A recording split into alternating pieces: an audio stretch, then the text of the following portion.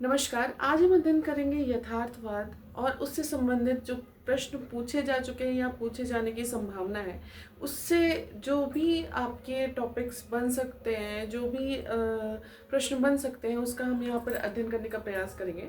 तो यथार्थवाद जो कि माना जाता है कि अरस्तु के द्वारा स्टार्ट किया गया, लेकिन अगर हमारे भारतीय परिप्रेक्ष्य में भी देखें तो जो हमारा न्याय दर्शन है, वैशेषिक दर्शन है, या आप कह सकते हैं स्यादवाद है जैन धर्म में, तो लगभग उसी के तरह ही बिल्कुल आप मान सकते हैं यथार्थवाद को भी। तो ये एक कॉन्फ्लिक्ट भी कह सकते हैं कि हम उसको एग्जैक्टली नहीं कह सकते कि ये टर्म आया कहाँ से, लेकिन एक तरह से आप जितनी भी वैज्ञानिक पद्धतियाँ हैं उसको यथार्थवाद के अंतर्गत रख सकते हैं। यथार्थवाद जो शिक्षा के परिप्रेक्ष्य में जो बात की जाती है, यहाँ पर हम उसकी भी चर्चा करेंगे, और यथार्थवाद दर्शन में किस चीज़ को क्या कहा गया है इसकी भी हम चर्चा करेंगे।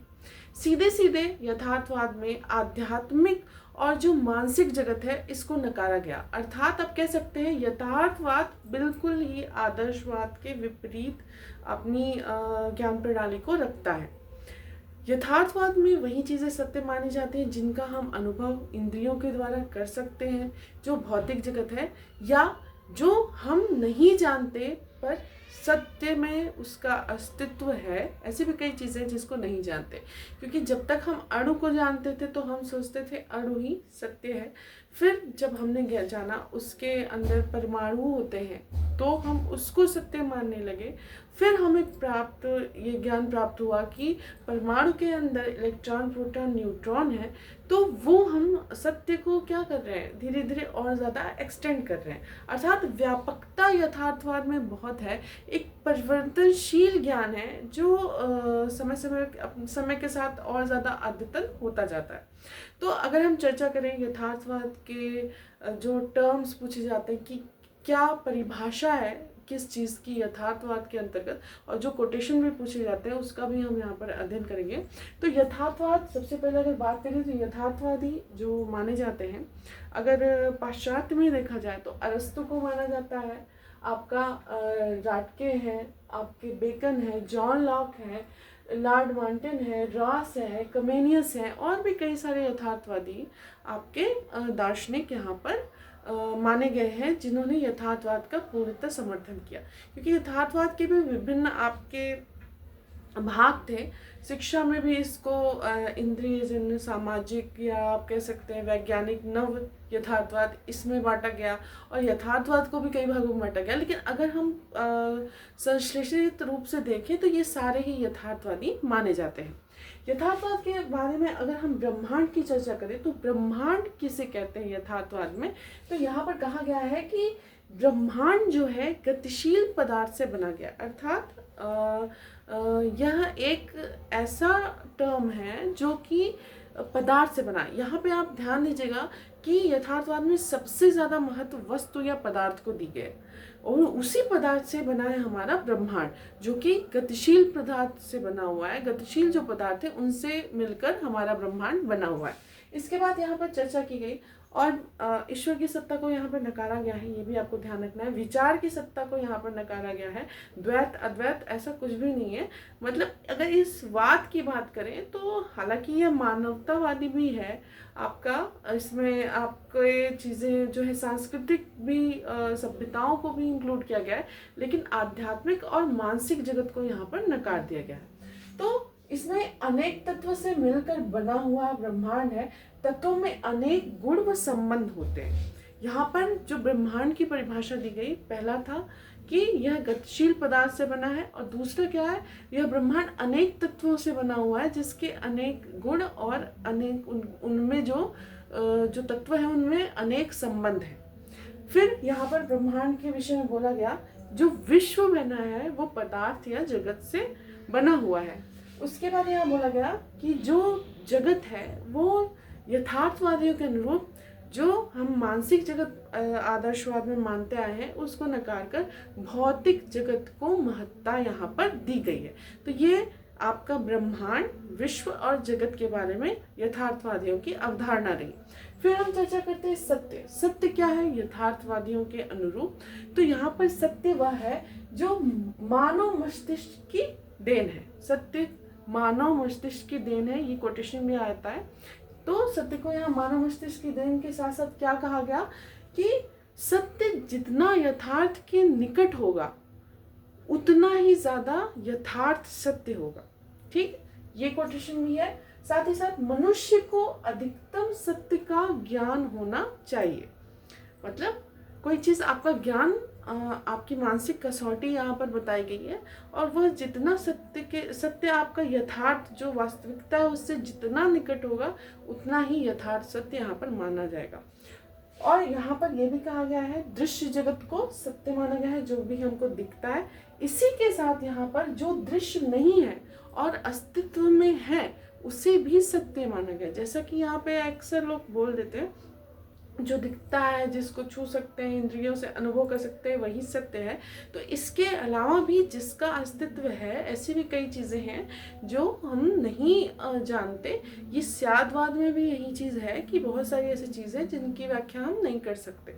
तो वही चीज़ यहाँ भी है कि वो भी अगर अस्तित्व में है तो वह भी सत्य की मतलब आपकी कैटेगरी में यहाँ पर रखा जाएगा। तीसरा टर्म है आपका यथार्थ। यथार्थ को कैसे परिभाषित किया यहाँ पर? तो जो प्रत्यक्ष है वो यथार्थ है। बुद्धि विवेक से जो ज्ञान अर्जित है वह यथार्थ है। मानव मस्तिष्क से परे भी यथार्थ है। अर्थात वही चीज जो सत्य के बारे में कही गई, तो जो हम देख सकते हैं, अनुभव कर सकते हैं, वो तो यथार्थ है ही, लेकिन उससे परे भी यथार्थ है। इसके बाद निरंतर, इसकी जो गुण बताए गए हैं उसमें यथार्थ में निरंतरता है, कॉन्टिन्यूअस ये है, परिवर्तनशील है, ये व्यापक है, प्रवाहमय है, प्रत्यक्ष है, तथ्य है और प्रत्यक्षीकरणीय है। मतलब जिसका प्रत्यक्षीकरण हम कर सकते हैं, ऐसा संपत्ति जिसका हम प्रत्यक्षीकरण कर सकते हैं। इसके बाद जो वैज्ञानिक प्रगति है, ये सारी चीजें यहाँ पर यथार्थ के गुणों के रूप में यथार्थवादियों द्वारा बताया गया है। इसके अलावा जो व्यवस्था है, अगर यथार्थवाद के अनुरूप देखा जाए तो दो प्रकार की व्यवस्था मानी गई, दैवी और प्राकृतिक। तो दैवी जो अपरिवर्तनशील होती है, लेकिन यहाँ पर जो प्राकृतिक व्यवस्था है उसको महत्व दिया गया है जो परिवर्तनशील है। यहाँ पर दैवी व्यवस्था को नहीं महत्व दिया गया है। और इसके ही अलावा व्यवस्था के जो गुण हैं या जो प्रकार्य हैं उसके बारे में कहा गया है कि सामाजिक सांस्कृतिक व्यवस्था को भी मान्यता यहाँ पर दी गई है। समाज पे बहुत जोर नहीं दिया, समाज पे ज़्यादा जोर मतलब यहाँ पे तो कहा ही गया है मानवता को ज़्यादा जोर दिया गया है, लेकिन समाज को विशिष्ट रूप से प्रयोजनवाद में ज़्यादा फोकस किया गया। लेकिन कुछ यही मिस्टेक होती है कि कुछ टर्म सामाजिक रूप से यहाँ भी जुड़े हुए हैं, और जब वो कोटेशन यहाँ पे यथार्थवादियों द्वारा दिया जाता है तो हम प्रयोजनवाद लगा के चले जाते हैं, क्योंकि वो हम एक्सपेक्टेड लगाते हैं और हमारा गलत हो जाता है। तो इसको भी हमको ध्यान देने की आवश्यकता है। यहाँ पर व्यवहारिकता को ज़्यादा महत्व दिया गया है। इसके अलावा यथार्थ जो दृष्टिकोण है उसको भी बहुत महत्व दिया गया है।